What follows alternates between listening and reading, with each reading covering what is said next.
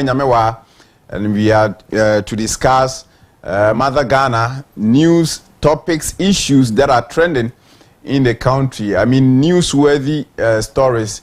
These are the issues that we are going to discuss in the House. John Dramani Mahama has come out with a team, a committee to ensure national economic dialogue. You know, Mahama promised ahead of the elections that he's going to set up a committee to look into the Ghanaian economy, the things that are not making the economy stronger, so that we all come out with the solution and then the way forward. So that is what Mahama is pursuing. We are going to have a discussions around this topic. We later on the show, we are going to speak to economic experts about this particular development to know the efficiency of this committee that has been set up by the president. So stick and stay, don't you go anywhere. It's all about Mother Ghana, how we can develop. Your opinions, your suggestions are welcome on the show through our WhatsApp line 0591-228-584, 0591-228-584. But if you happen to join us on social media at Globe TV GH, do well to share the page, leave your comment, and then let us know what you think about this development. You know, John Dramani Mahama has assured Ghanaians of his commitment to ensuring a better Ghana. So we are all looking forward to seeing John Dramani Mahama pursue that agenda, because if Ghana prosper, we are also going to prosper. We don't wish John Dramani Mahama failure. You know, that is not what the ordinary Ghanaian or we as Ghanaians should be looking out for. Sometimes I look at politicians, I think about some things that they say, their communication, especially from the opposition parties. Whenever they lose elections, they begin to wish the downfall of the sitting government, but this is not something that we need to encourage. So far as you are a Ghanaian, if you are whether or not you are in power, whether or not you are in opposition, you have to pray for the government of the day to prosper, because if the government prosper, you are also going to benefit from it. So that is what we are doing. We all support John Dramani Mahama regardless of our political affiliation. So let us know what you think. It's not always about negativity.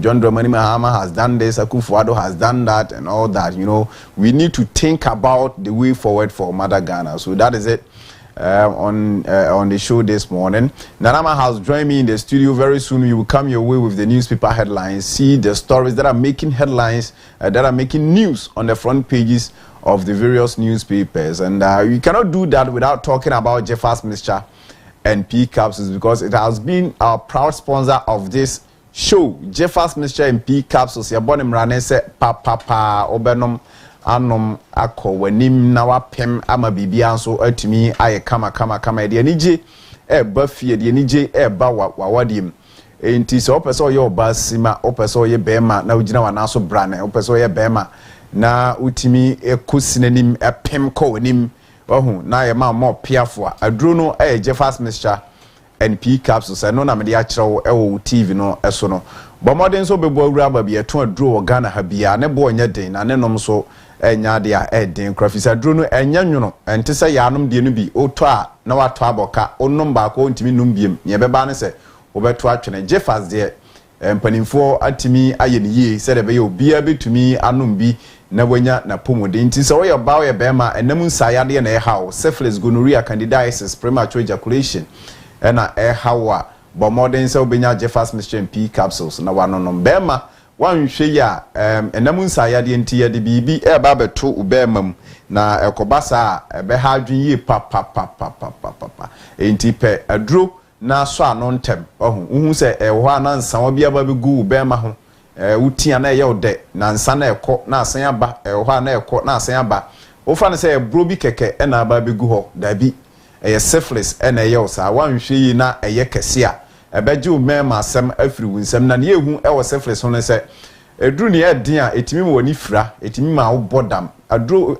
yade we me sheda tenase ehwe ho nsem tie Dr. Stephen Apiaji don ko na nchirechiri mu odemma wo sa yade we hu na mu se dabi sa yade we nya yade wo se mema ye didi agro syphilis ne din ede na so ne hu pa nti pe Jeffers Mixture P capsules na emo na bibia nso enye kama mfama wo yo ba opanyin sen a Jeffers beboa na bibia nso aye kama ede ama frɛ numbers no na ene Dr. Ernest ne Dr. Patience eni nkomo numbers ne good TV no so sisi a wo fa na afre wo mo a wo menya daje a kire wo mu bibia wo pe e de afa jefaso bia no ye be kire na bibia nso e kama e de ma me da se pasa no pa wo kope bi na wato na wapomuden atimi agina ne na so brane ma mema na na ma akwa aba na yimfiti nsem ahodo ase ewu fi ha na na ma pomboko de Nyankopon do na so nyame adom nso ho ye pa ase na spiritual form oh yeah me spiritual form nioma bi me dwen nioma pi ho enti ama enne no ma ye ayi slow kakra to da bia sa bible se bibia wona bre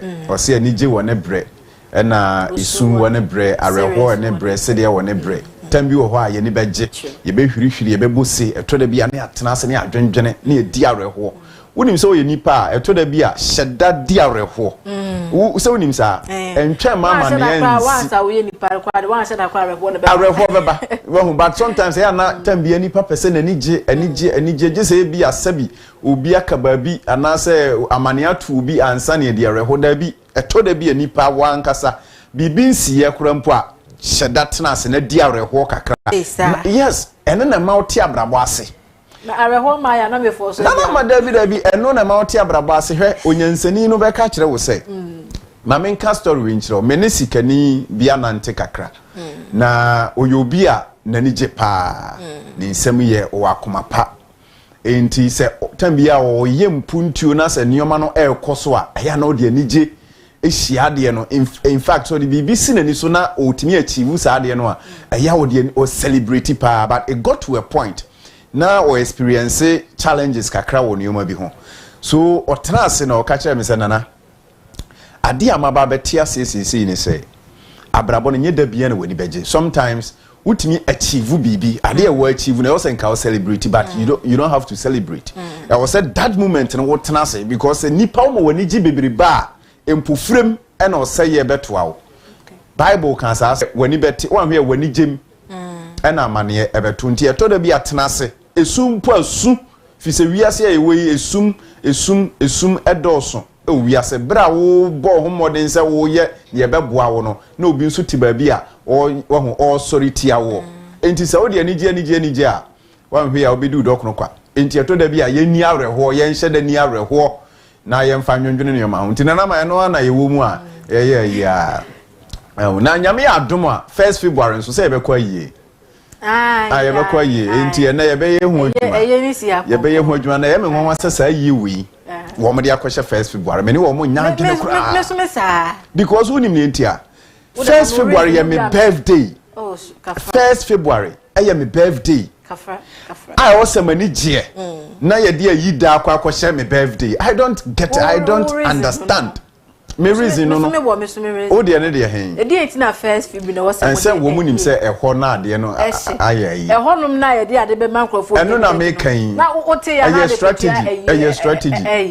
strategy ma anya ade mo de share middle of the month cry strategy enti eno ho asem ni nyina bright usinsa hyase ye be bisa ne nsem ye be yina pofu enti yame adom abusua 1st February ye nyina ye ko ja bright usi na wakosie ni papa ama na ye kama enti ye no ho nsem no ma ye nkoko akata no so na fe nsem ahodo bi a aba edwama so no ye nhwe na ye ni ho enkomo sa today we begin with the Daily Analyst newspaper. And on the front page of the Daily Analyst newspaper, Bagman is here, Dr. Mahmoud Bawumia, the former vice president, is here, and other, prominent people. He says 1.3 billion Ghana cedis chop hits NPA's UPPF. Jacob Amwa fingered again, whistleblowers set to petition Ablakwas Oral. So that is a story making headline here on the front page of the Daily Analyst newspaper. Bawumia speaks on democracy and then pathway to governance in Nigeria today. So expect Dr. Mahmoud Bawumia speaking on democracy and then the way forward in governance. This one says Reverend Engineer Edmond Fianco Yirenchi is a great telecom engineer. Okay, that's also here making headline. But Bagman says, Bagman chooses death over LGBTQ. Bagman is the Speaker of Parliament, and he says, Emparano, so just LGBTQ atum. And he just say, new words. So a Nigerian man will say, or Nigerian woman will say, tofiakwa. Semi may accept LGBTQ. That is from Bagman, Speaker of Parliament. Ishmael Yamson leads Economic Dialogue Committee. This is the conversation we are going to be having in the studio this morning. So stick and stay. These are the stories making headlines on the front page of the Daily Analyst newspaper. If you get a copy, you have the details. Semdodoa ene Monday or de abesum ye no so ye de emu ensem emamo ye di Daily Analyst na efras ye amam no chese wo NPA mu aka che nyasam ketwa sikadie bi akoso na coordinator aye Jacob Amoa ono na ye coordinator ema Unified Petroleum Price Fund na nkofo etwetru munsa ewo nso entino enche ye beso na koma ora team na chese umatimi aye hwehwemu na se bubọ na yede no akwa gina emra no 1.3 billion Ghana cedis enyasam keto emu odu entino wode no so abranye wo hase mrahye badwam chi amehene enso so ede asa wo kyerese se wote asipa nani mienu a lehwene santemo pa se trumuntu no ye beje atum wo mrahye badwam pa de agese wo bise na naje kan no to wo dia mo betimi age atum wo Ghana hase ene ye sere kwatente de mabagbe no Nana, I'm not so much interested in this, bill because no matter what you do, people are still going to do it. Oh, Nana, I see there are important issues Ghana for which I know, but BBA here. But you see, you will be a here kese. Nana, obi sebi boni jantera trumu ni baby. I don't care about that so much. Or no a choice no it is or no nim say ade ami hame na so obekoso waya. That is up to him. But people are suffering. Na konkurase na kohwe enra obi buya dai when he did. That is the conversation we should be having. Look at the economy now. Investor confidence ni Ghana have people are reluctant to come to Ghana and then invest because nyoma enkoye. This is the conversation we should be having. And it say obi ete honom na obuni tugum na ye kana ontia. Why should I worry about that? At the end of the day, because I don't have so much interest in that story. Yes, if the bill is passed, President Assentia, fair enough, but that is not my priority. You know, say I see a new como emfa on my Ghana LGBTQ issues, and we are in a bed last on my list to be discussed. Of course. Why should I worry about that? Abraham Kratie Krasi Suku de Bugu Omoso, who say I should stop that conversation and talk about LGBTQ activities. School One more chance, you want to be so about Truman. Men can say a yard, papa, but the point is, maybe say when you bet so no, it can never happen. Stop here if you want more. Nanama, there are laws. Tia chronobo. Chrono Chemuana. People are still into. But the social media, but then what is preventing the government from arresting these people? Because constitution in my home I say promote these activities. And if you see someone promoting it, report the person. Let's arrest them. Do we need this law before we arrest these people? For instance, but your constitution still speak against it. And because still people are into it. LGBTQ. I don't know speaker that I law ye pass a bill ye pass one shaba quadra. They are not so bad as also class. A casa near the Adena or Mocasa anymore. Nana my young Obi and Jin to me, I don't support it in any way, but Cassane Yard Dawson. Where we are there. All right. Let's continue. The Daily Graphic says Dasebre Akwiamoa Boaten the third takes off as Kwau Paramount Chief. That's it. Yeah, that's good news for the people of Kwau. Financial indiscipline rocks MMD's 10-year audit reviews 242.84 million Ghana cedis in irregularities. These are the stories making headline on the front page of the Daily Graphic newspaper. But this one says, President appoints Pesa White to head SIGA. All right. If you get a copy of the Daily Graphic newspaper, you have the details of these stories. Okay. All right. Mama Daily Graphic and Naso Man and Amana. Mahama na point is no. Wouldn't more do power. So, Anna Pesa White, won't it? Oh, also born man, dinner bye and back. Oh, yeah, any day. No, macra, yeah. After it didn't be why that common.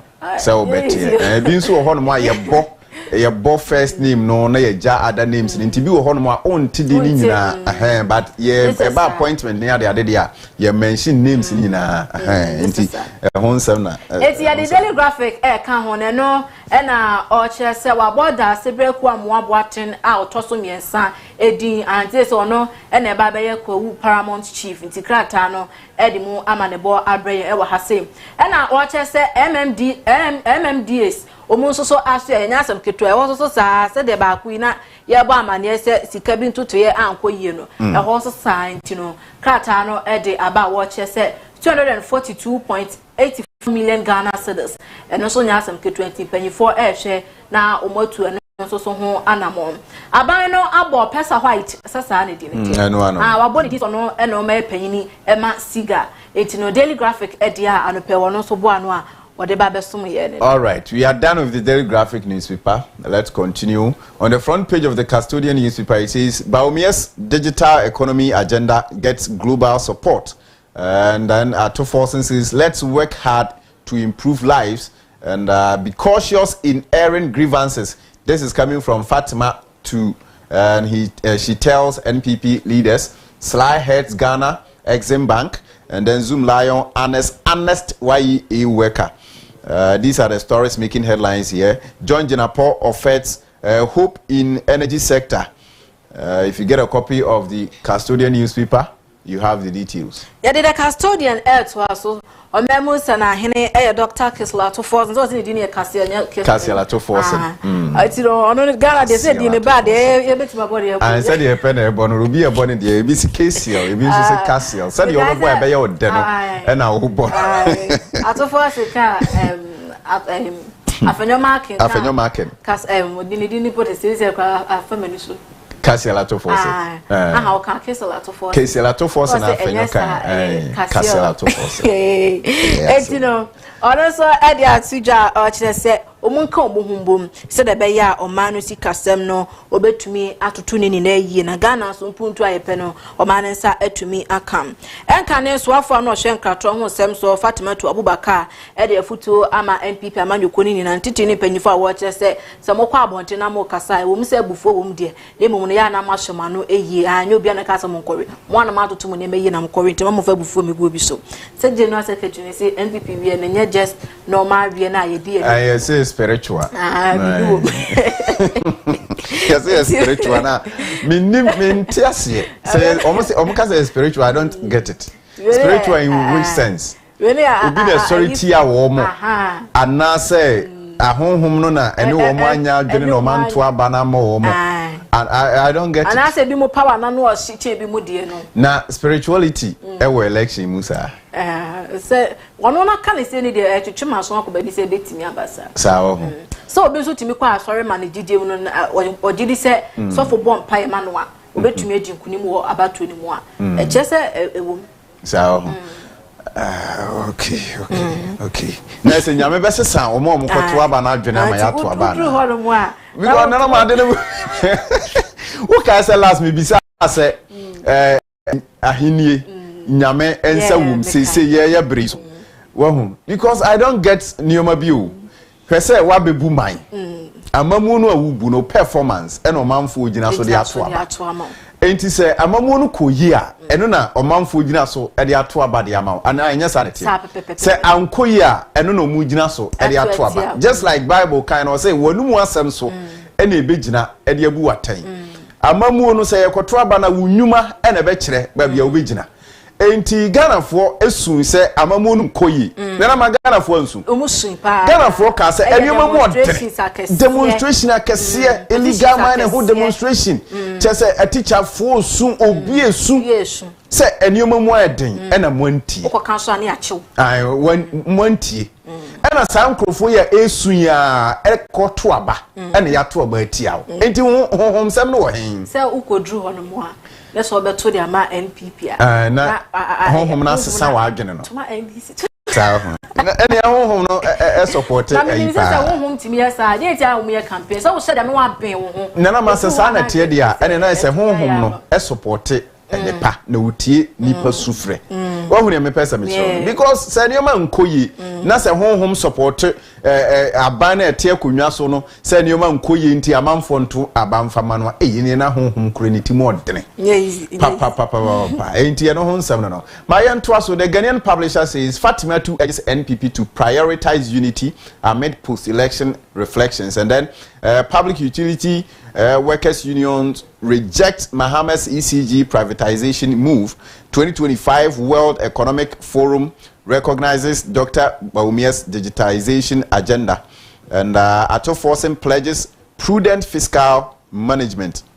This one says rather die than accept LGBTQ plus practices in Ghana. Speaker of Parliament Alban Bagwin. These are the stories on the front page of the Ghanaian publisher newspaper. So the Speaker of Parliament Akasa Oche said to move to Nebedia to Morgana Hadiana just wa free monocrata ni dimu ama ne bo adwen wa hase sanso so na Bawumia di ane have kakaka pa Dr. Mahmoud Bawumia, former vice president. Still I hope as the original vice president for no. Former vice president. And so Areho umuye time papa. Look I mean man can me did that. Oh, why are dear? Why are dear? Near Esu and Ghana full swing. Me, I didn't expect NPP crass Ombenya 30% input. Oh, yes. Now Ghana full swing you. Now, number one, now we need Ghana now. Oh, no more. Enti, one more there. So, I'm creating 38.2. Yanko anymore. Etino Ankara Vice President Dr. Haj Mahamudu Bawumia and our Chester said Brano while a bemono a Vice President no nebi moke council be a economist na what's son digitalization or any so and a dear no we are seeing paying for who umunso akasa fa homa bonaba so e wo sa adwuma so wono so edi ye na to force na akasa wo kire se ode hyehye pa ebegu akwamuti umabo amane sanso so na mapani John Dramani Mahama na wo hye se ECG oba be hye na kan krankra bi de nsa aba be hye mu bi se de be ye beboa na akado so ade bi umabo aba no so atumi atikakra no PUW mu kire se de bi omunti ase na entina ase tina de bia so mu kan ho asem na wo titum se ECG umuma private individual and family. Oh yes. Ghana ha e kamenko anka institution bi e wo ha bia no yem privatize no. Me da se na me nhira. Na me nhira won. Eno ano na etitia. There's no need for an explanation. Yem privatize no. Eno na bema o man no atimi agina na nan so. Eno ano na very simple. Abusuama yenko yanim otiase yo ontiase yo. Eno ano no. The Daily Searchlight says another Apollo 568 or 568 looms as Mahama targets public workers employed in December and then January. And then this one says CDD boss extends gratitude to President Mahama for appointment. NDC MP slams party over vetting criteria. And this one says stop press. NDC tax beat up police at Kwabenya. These are the stories making headlines on the front page of the Daily Searchlight newspaper. Yeah, the Daily Searchlight dear to also Mampeni John Dramani Mahama enche oba be fed my footino December na se June the HMU ya na se the eboka ko bremu.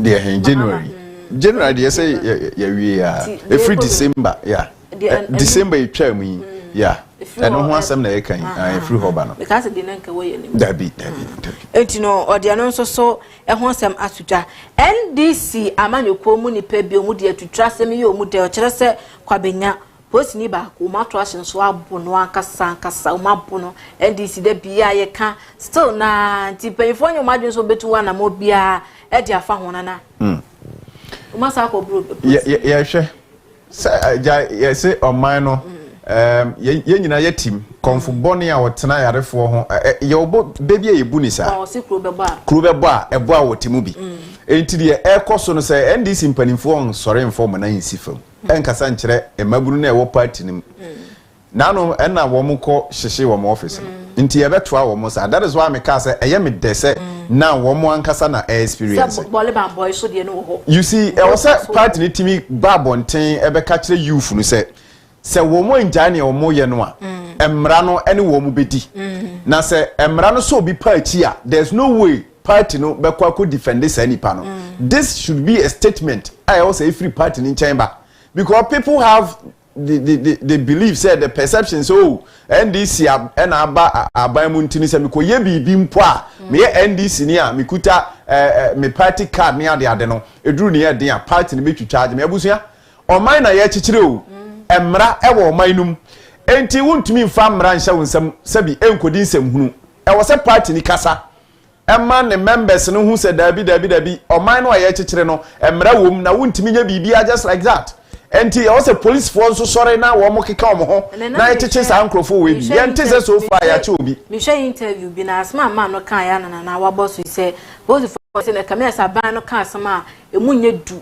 ɛma wo mu kyerɛ sɛ ɔkɔ akɔkye nipa no ebedu baabi kura me ye ba bɛtwe no abo so anaasɛ nipa na yakɔ akɔkye no bɛhwa ma mmra posifo bedu omu dwuma sɛ de tie no wo sɛ na ɛsɛ bi firi hin na baba besum wo posi ni ntu anye ye kura na wodwuma a wodie na asa aba bɛbɔ enti na up to now ne course wo voter any boleban boy omu ma sɛ sɛ ne ma sɛ sɛ ye hu baabi asa na ma ayare ho sɛm kwa edi o man nam so no ehu enti na me se hwɛ ɛyɛ sɛ NDC ɛwe ni elections no because any NDC na winning elections na NPP maintaining power nkade ye behunu no eni enyan Dr. Mahmoud Bawumia ebe consider defeat in term no it was the best why because wanya abusua me say o consider defeat de ma wo mu mpo ni say ya so e wo mu ino e na ye hunu ni ye hunu enti bisa ho say senka NPP na da so te akonwa iso a enka o man ye nyina sa bere em say ya se Winti NDC for led by John Dramani Mahama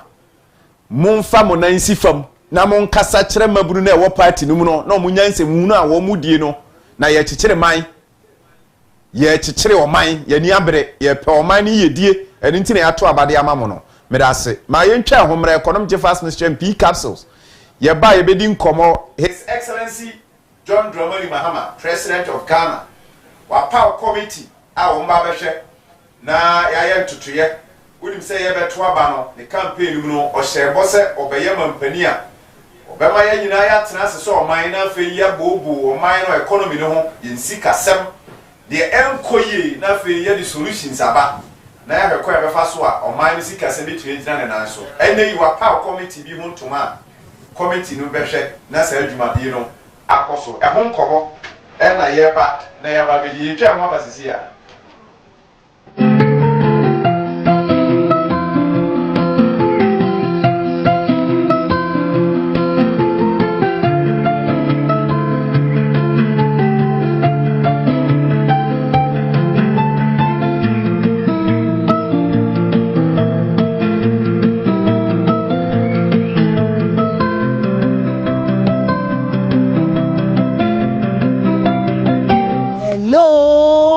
Your friend is of Mamina na Hayford.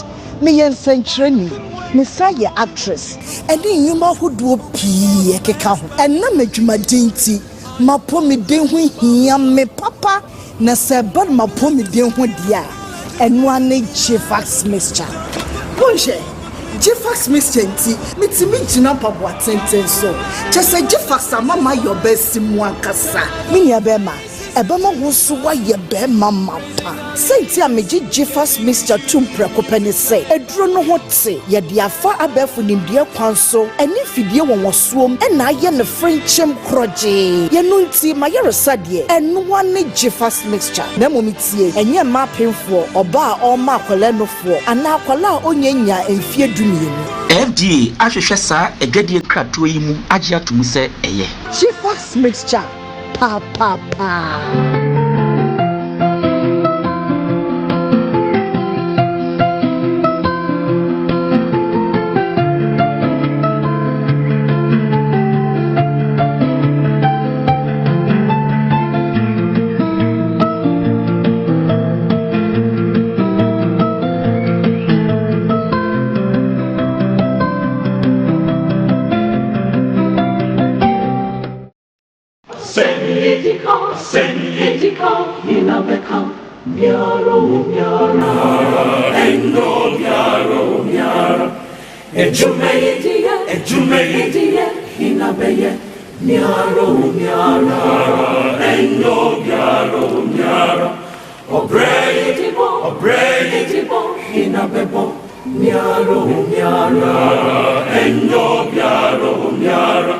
Seni besini faywa miara. Seni miara. Seni besini faywa miara. Seni besini faywa miara. Obrai besini faywa miara. Miara. Endo miara. Seni besini faywa miara. Seni miara.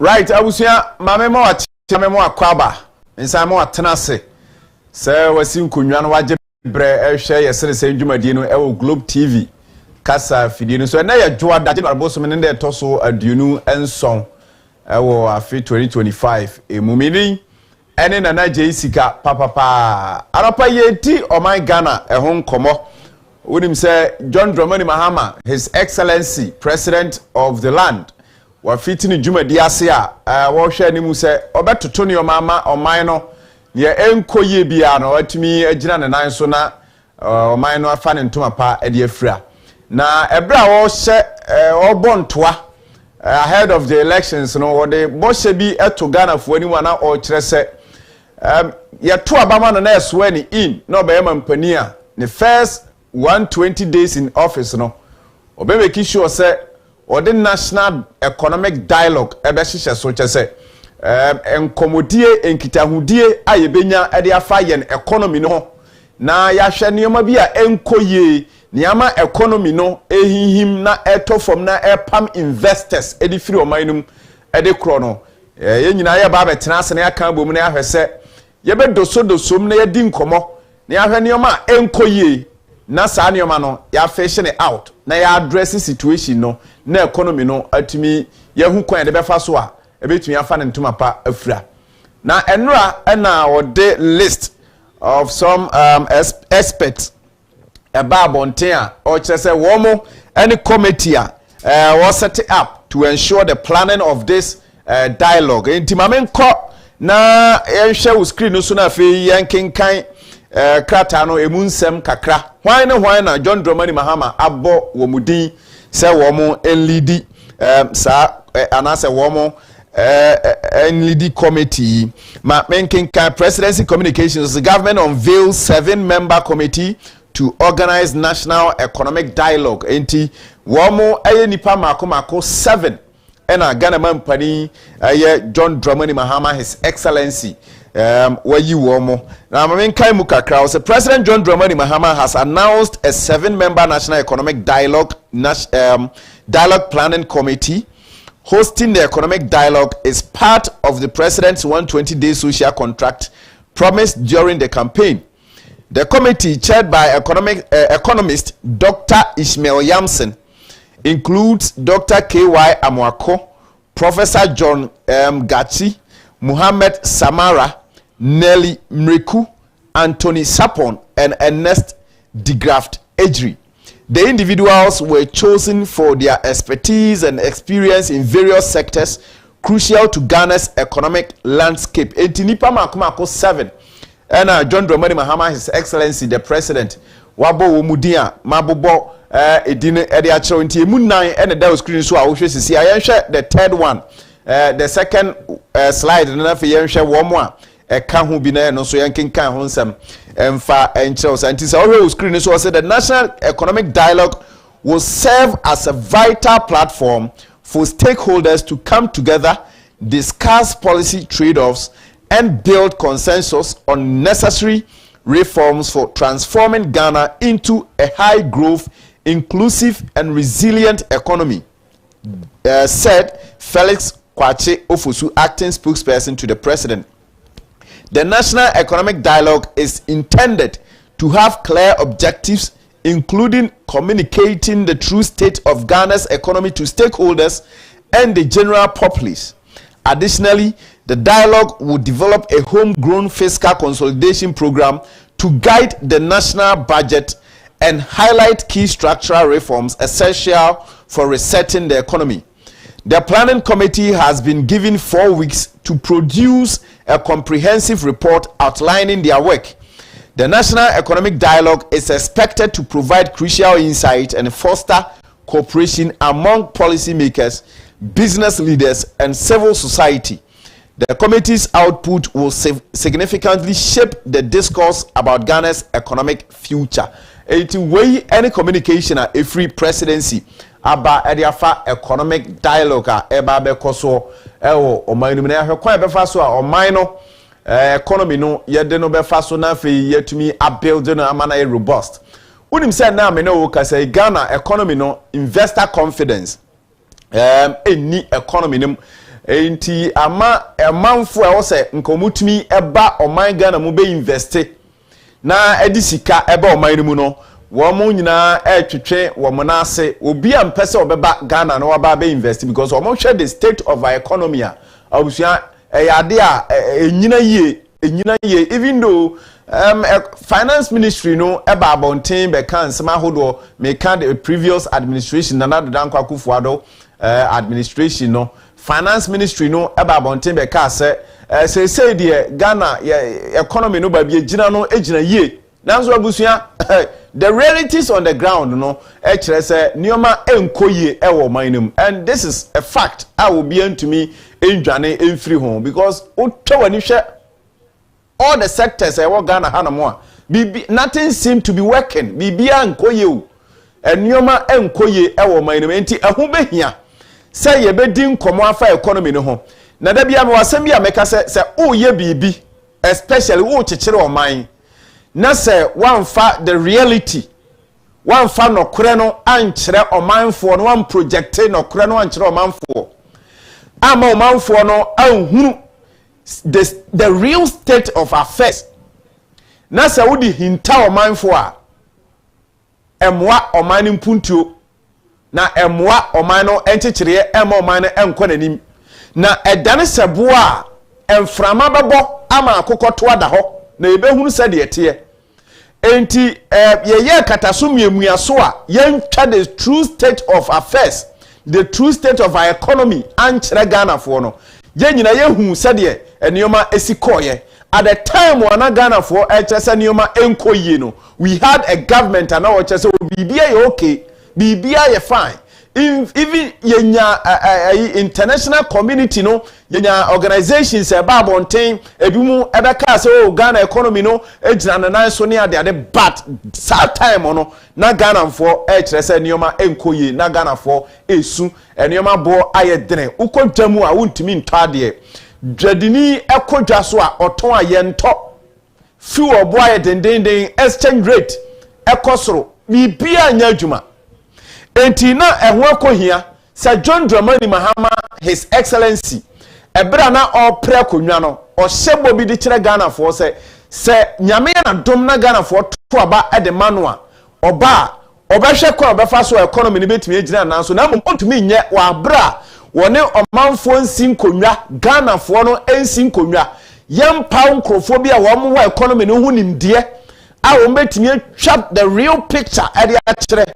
Now we come out with solutions because Mahama amayati asia say oman no aye chichire the better Ghana agenda sin ani so no enya de ono nko betimi aye e say Ghana fo nyina aye kabom enti ni ode sin ani so no say bibia wo ye bia no obe involve Ghana for enti is going to take advice from aspect from the agriculture sector, from the energy sector, all the other sectors.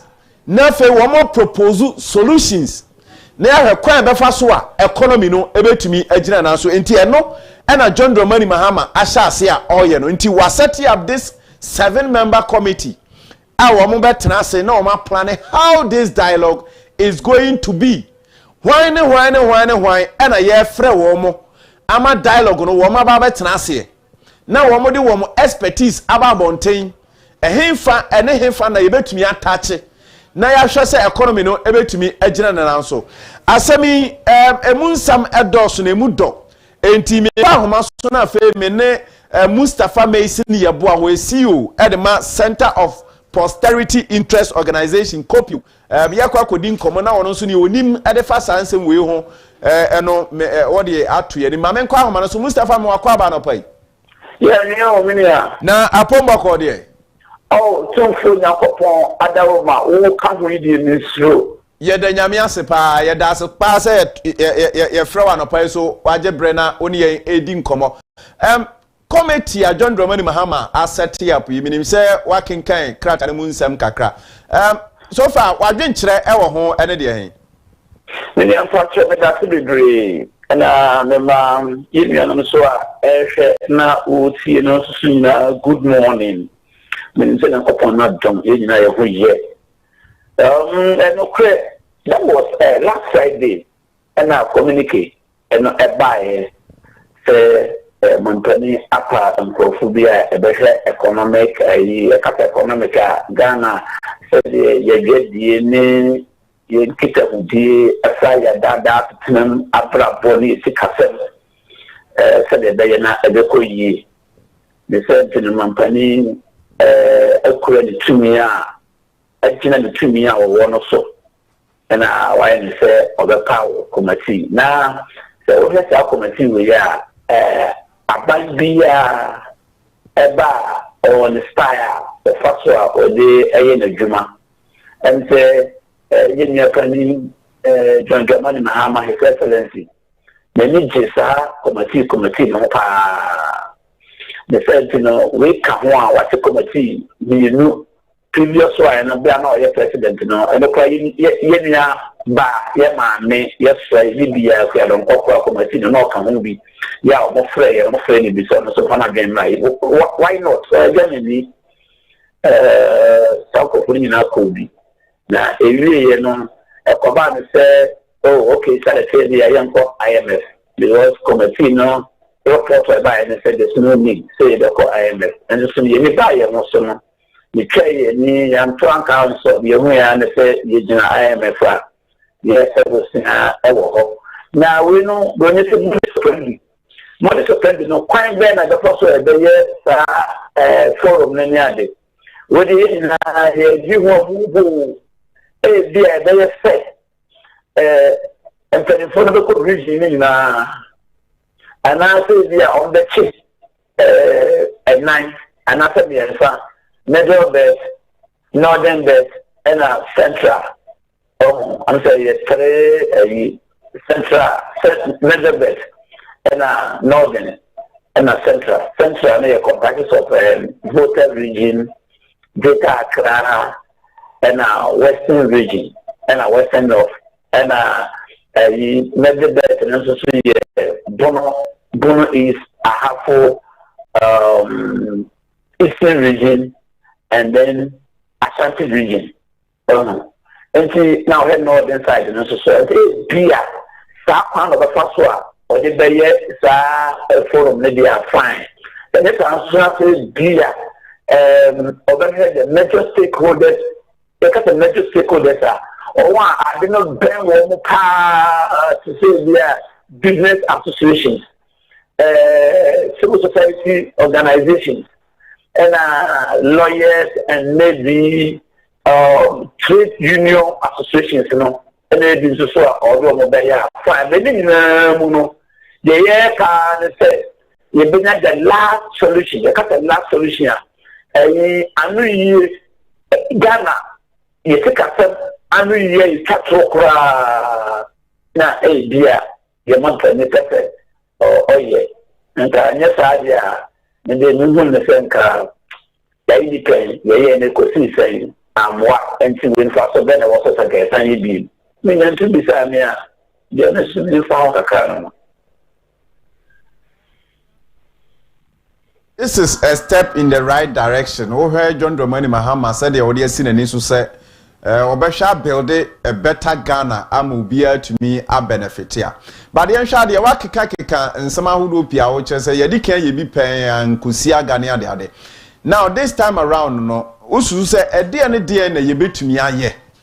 Said ye be after this dialogue no economy no recommendations are who do a baba bontain proposals are who do a baba bontain no ye be to me e de agu akwanu ama economy no atimi agina na nan so said ye hwehwe no and as said ye John Dramani Mahama a promise no when you am patch me that be brave na pesenka oil for good no enka ema omo engu no omo masa policy no entina ho ente tena ho ebebo be brave eno chi cut short this is most especially they say cash ni koko ne sa no manama so no enka omo ni aba ho na yenya standard price bi e dia ma kuafo no they say the koko tie na and a mango so say bro mu pa think he ni abre ho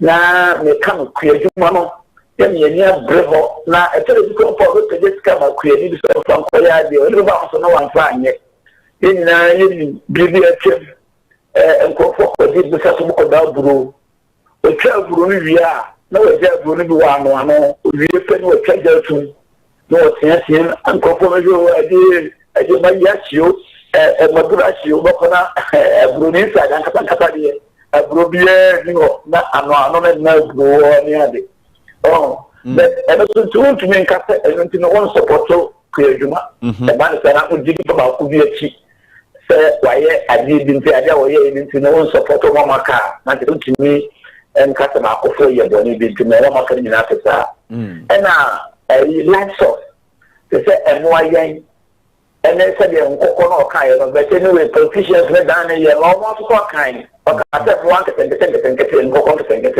ba sin se si yin tenge na free ni ni abre se porque fam ne no life source ne sa no no enka ye bimu so na ya support so ko India bi ya no ka se ya se bagun bi sore no ka se o pese o ye ejuma bi a o di proposal ko na apa na ya se proposal no to so mu pe no support ni pam be ye area anan tesa o di proposal no kwa ye he party a wu ansana ye be dual anase be mo kra na o dey say man after we na after the amount no now se kono bi no ko so ye no devoid of partisan politics ya ba bo ni ye bia ye be ye no ye nyai se we wa ha we o pet we mu se ye sa na se ma ye refi se we o pet we mu obi ya de ne bi be ba ama ye timi bia ye twuma na magana aye kadere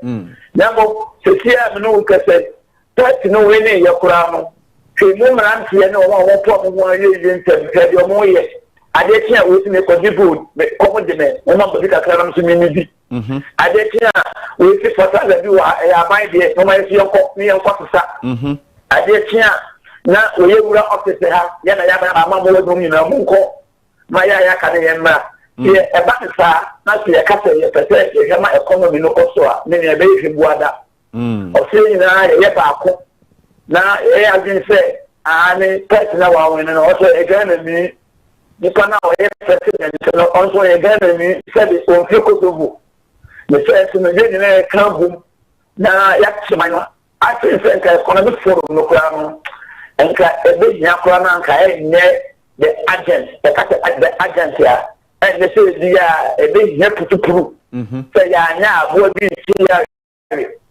na mo ena nte nte mo atete na yemu ye mo se Ghana fo na ye to aba na obi enwere ne na so bi lusu na say die owo mo lusu ye na amo apatu wo o shewa bontin ko na se project ade a utie ni ye be woku about my economy no because now you talk about you if I'm telling you that's an American the businessmen big time businessmen are what how somebody go Brazil say on the say na me am pata ya pata business akora na nyame pata wan ta ma na view because in say Ghana e be to aba ko na so papa do ko sie and fa na ye to be our side waba so e ba sa na e ma economy no enforce oh see can you jai ta no mo we nyina e ba ta kwa yi sia kwa na nka ni pa ke se de kwa na nka be nya ta krebi na written bi had na dua ba na ke ka bom o ya no prioritize no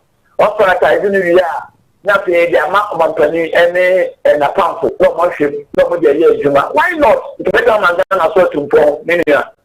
Okay, what touch on babia areas be also committee no and I say committee meet me ashe and I say dialogue no yes if you think say I meet me ashe na mo dey recommendations and I say proposals aba we touch on agric yen share the energy sector Ghana for esuro dumso ene ade even though John Dramani Mahama ma assurance dumso enya ade a ye be experience bi.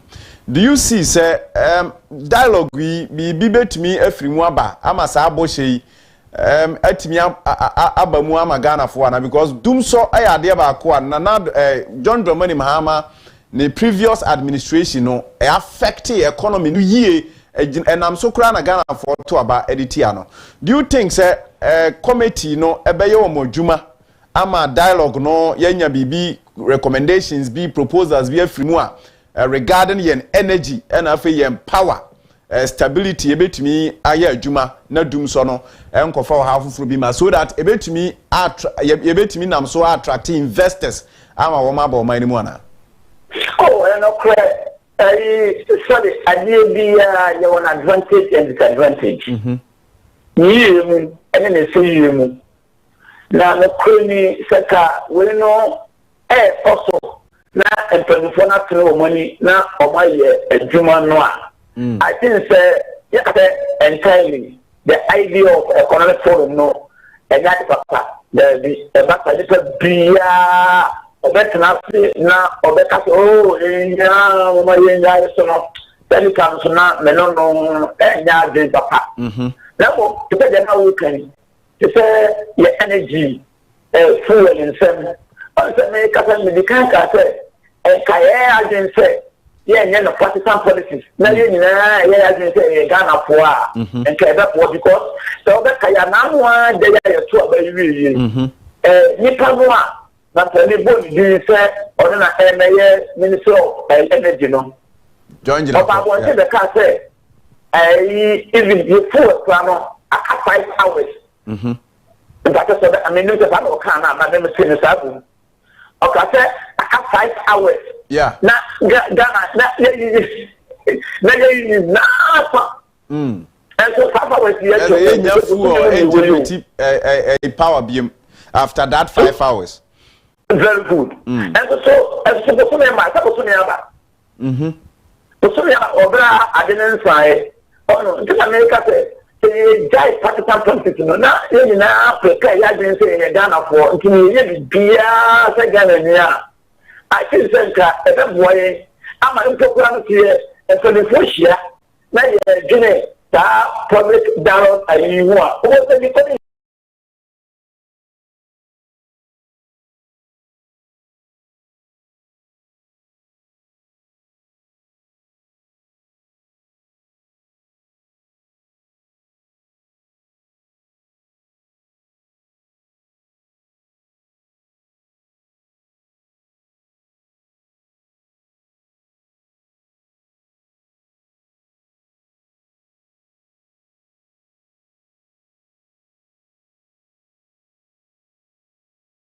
obi di gold awo pe akotwa koko ni na gu obi edi akashi obi di gold awo pe akotwa kashi ni na gu most no so no percentage na ewo wa Ghana ya bia no so eketu abi obi di dodo ni na apa ma no ne lesa koko ni kashi na utwa gu ye bo bi ni pe ni mango na ene abe ye utwa gu ye odi ko tu gold no etira ta so na wo say no ba ye no na so be na ba so.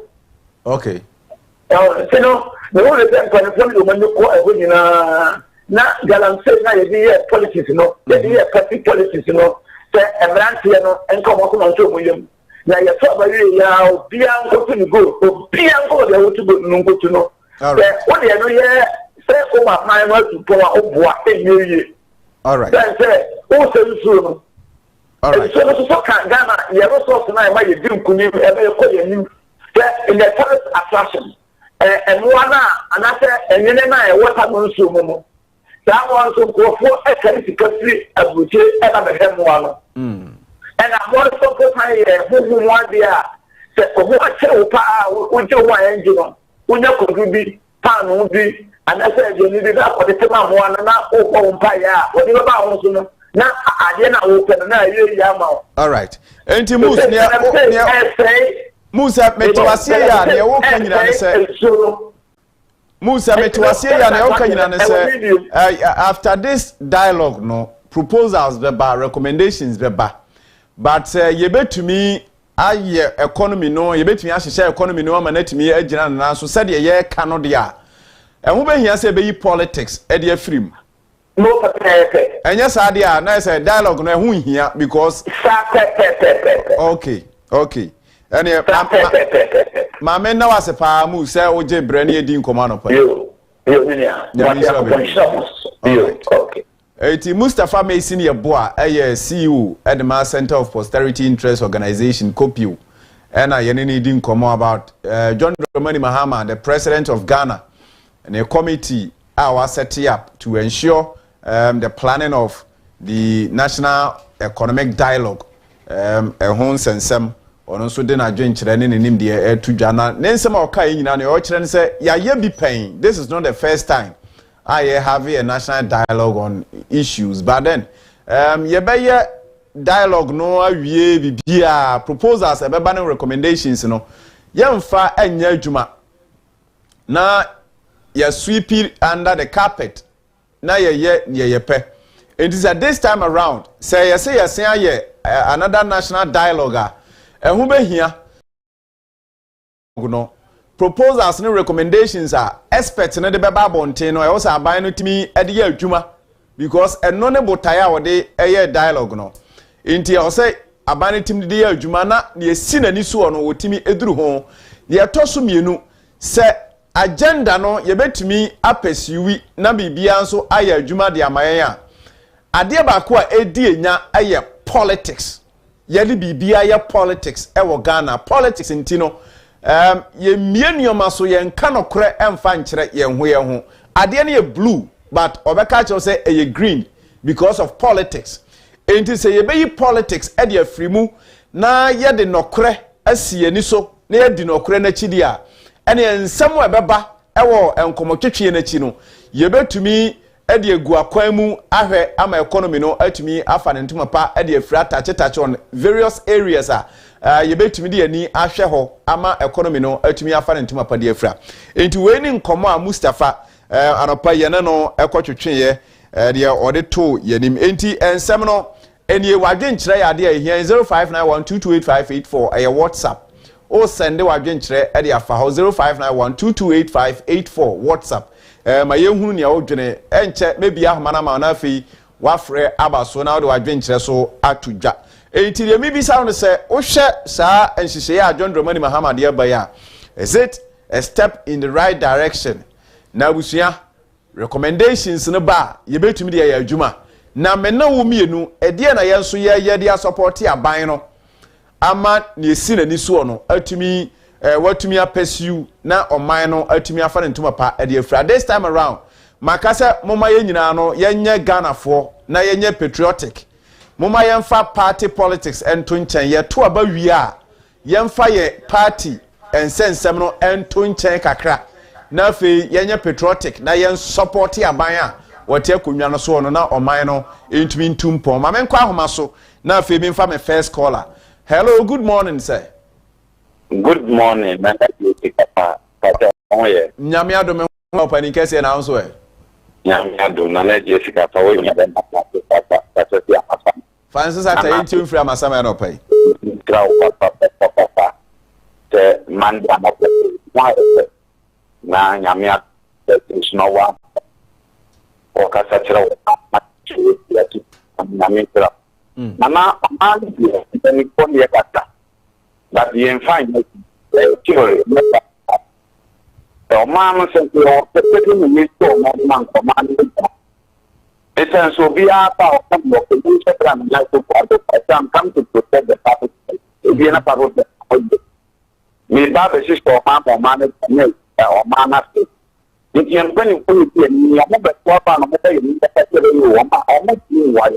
if you're with you, and Kashania, my who are talent, who are weather, who if you be young, I want to know more money to me, more money. And so, back one, no go. The to another money. No one to mind anything. I'm about to talk about the fact about Anna, the money for the year. Then telephone for no money, you know, all right. Mama no as a passer of Frebas one of Penny. Hello, good morning. Hello, good morning. Good morning, Anna Jane. Maybe told me about your friends and Alcasa free. Sister Debbie. Oh, Sister Debbie, Bogo Suboko. Nyamiadum. That day now, so what you're there. Nyamiadum, and where pa, Yentiwano pay. No, pay dear, much and Mrs. Ghana. Say your cousin, your day, ya. A bit to me, and some plan of your fine Yaguma. Young Sam Milano and Yaguma, and no, they're Korean. Or be now what I told me. Men to make way, never the away. Police will be the accountability then accounting and paying for no. See, yes, I'm a winning now. And you're not combined. A bit to me, I send yes, your panel.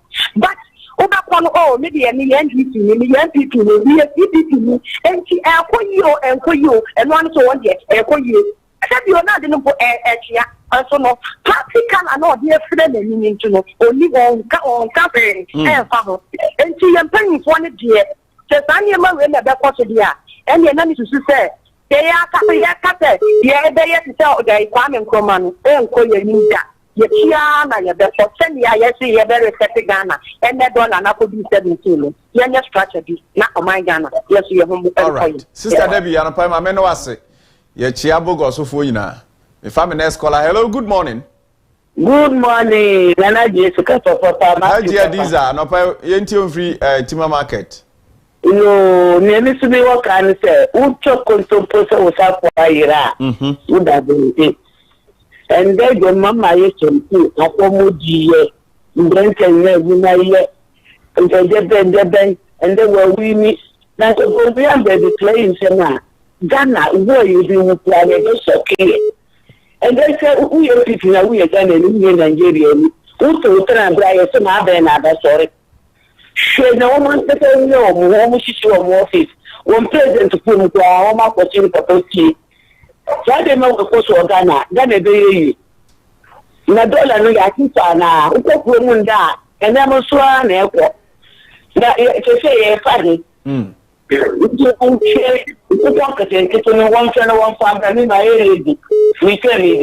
all right.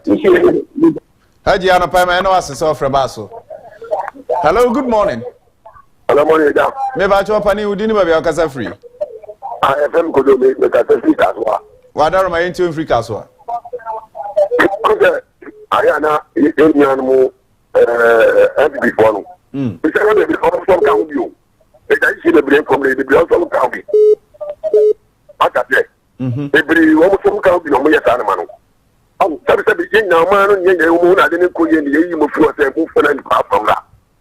I mean, one of the woman, I did not go. I don't want to put a cap on the final. Now, the young come up and say, I saw police for and put some money that we will use what police for. I saw police one. What about you when you from our because so much as a matter? All right. Yo, yeah, it's all from Basso. Yeah, 4 people from hello, good morning. Hello, good morning. Hello, good morning. Nana Jessica, Papa, no pump to say. Junior and Cash, Yamia Domehoya Pan also.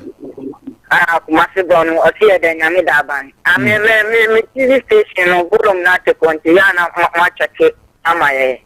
Oh, they are no volume not take off them. Ate kokra won't take any akra pe obi na on check ma why wadaroma.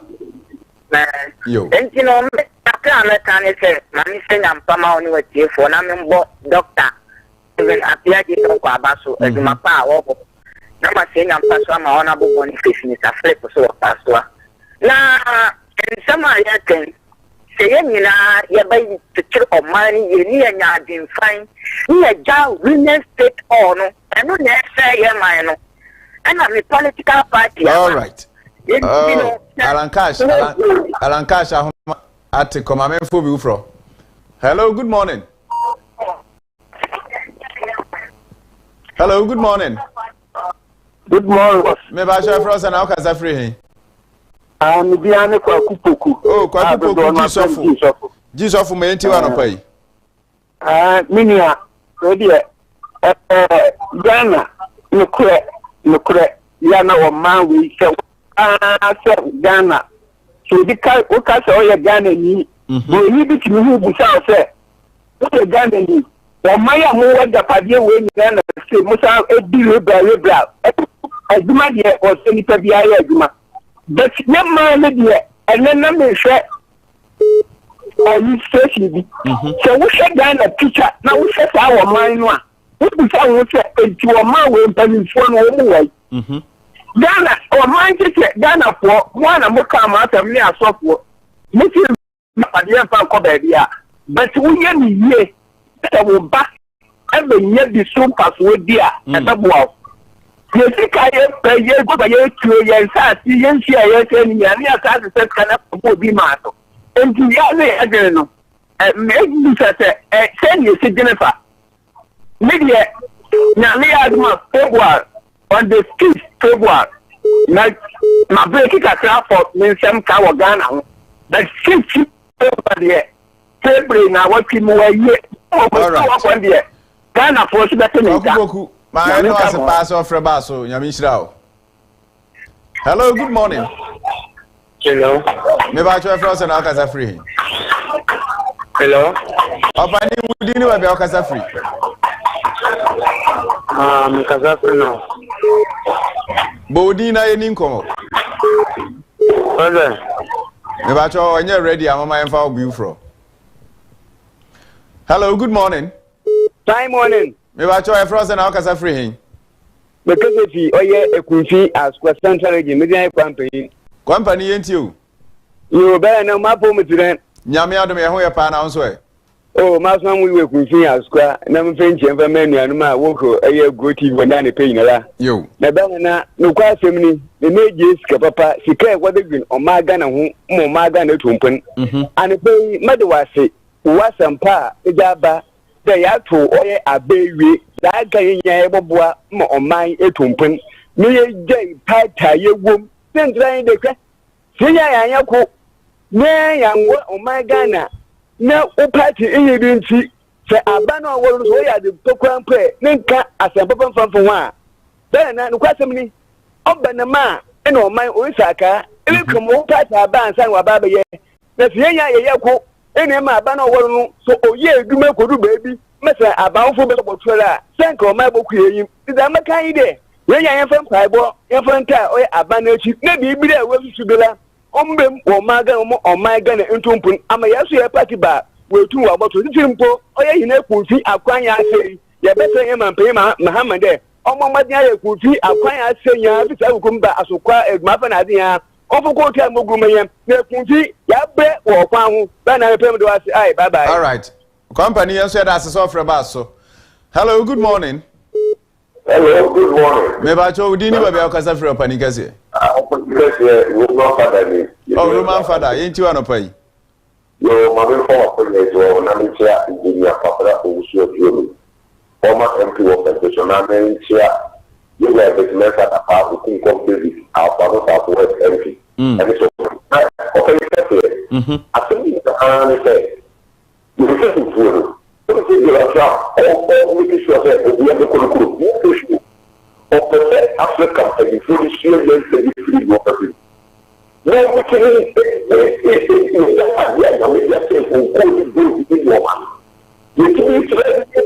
industries. Anyway, What so I'm getting out for since the police were the thing there. Put the police in the also. Apply for it is only the ability in the Africa. I'm for the Tuasu. To go over up to date and up to the old and the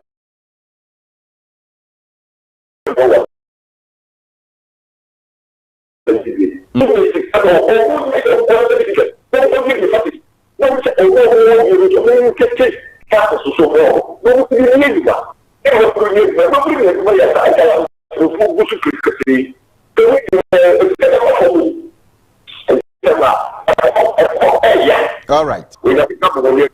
Roman father, yes, that's so for us when you're in council. Hello, good morning. No, but see, we are just in council of an apple or there. But you believe in a minute, you're never about to say. The Adomian Sweatiase. I'm a little catcher, so boss, the senior parliament, Sigana Kunaka, Inshallah. I can talk with China. We don't put the other Charwati, senior parliament. Whatever my million Samuel, Matina Secretary, former Nicole, the body, and a good year in Papa, Colvana, Yamadishi, you, of Uncle. What was the young can say? You need to be a cowboy, yet going to say, oh, man, this domestic life. Not told that the table are not free. Then you are walk or talk. You're from your opinion inside. They say, a woman, human, a young type of path. You never tell what anything that you tell me. Second, you know what to know. I know why. And to the gun for some young people. So, she knew what I said before Musa to Nimotana, yet as well. It was one of the most next type of water. Said one day, the water of the legend can be formed. But also, question of what can be said that don't recognize the blood of the God of the Roman Count. It's a second day. No, but the water and color of the quality. But the top about me about the Ghana, let's have one Julian. Now, for here, I said a wapa. Woman devil saying, you strike everybody on the car. But this about neighbors under the second, you know, for everyone. Yo. Or the Shaban Ambunsu of as a pastor of Rabaso. Hello, good morning. Good morning. Me patch your friends and how can I free? Yes, I know what to make a success anti Gavin. Nana, what you are my into? Really, me patch you on my the Atiana say, you're penning for you're 2 about you on when you could do so. You're more pen and not more yet. Oh, almost.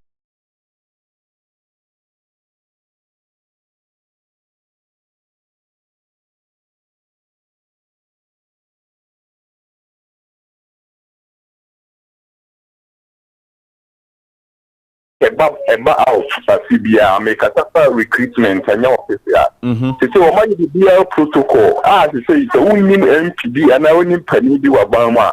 Obey young foul. Oh, and so not a good law, and I think you of mine, what or mine will be in your so conya. Yet it be a great point, and I believe towards really qualifications. But for mine, the employing for and a young sugar, I'm seeing so sense. Oh, what's that? Your pap now I'm so near ye. Oh, to the employing for the day. Or Munshi, you know, once a son will be, and it's a bit good, they need the about 1 crown, young composite, a park of hair, 1 credit. All right. You. Opening my menu as a pastor of Rabaso. Hello, good morning. Good morning, William, part of the body. Namia Dominanso. So, the madam, but you tell me, because we are large. You into. So much that I make Safa and no program. I will, let's say, I'm paying for and then President John Dramani Mahama. So, I'll bet not so as a president, you know. Main community, and say, buying PT institutions now. And one Mancasa, or more any babyano, or Mancasa, any 2 or Mancasa, because about appointment. IGP appointment, yeah, as president, EU woman. And for Bassa, say, a minor extra president, you know, which will be also like 50% or Mancasa, also only through myself, you know. And I'm so she would be asking you, and many people do it, and the Avenia, a coach, yeah, a time I hear to about class. I don't know if it's a NBC media or whatever, a coffer, pick a possible fools a day.